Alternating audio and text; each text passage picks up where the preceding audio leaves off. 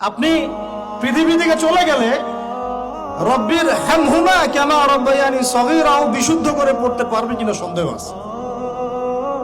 দোয়া করে রব্বির হামহুমা কামা রাব্বায়ানি সাগীরা, এই একটা বাক্যের মধ্যেই 5টা 6টা ভুল বলে।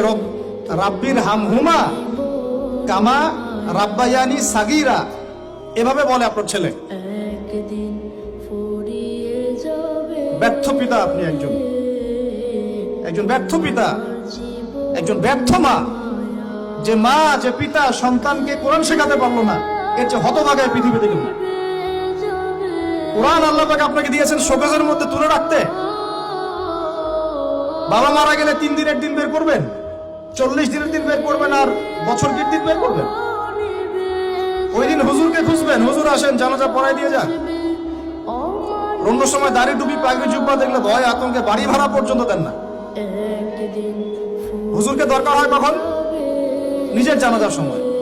বাড়ির কেউ মরলে, দোকান উদ্বোধন করবে, তখন জিলাপি আর খরমার দরকার হয়।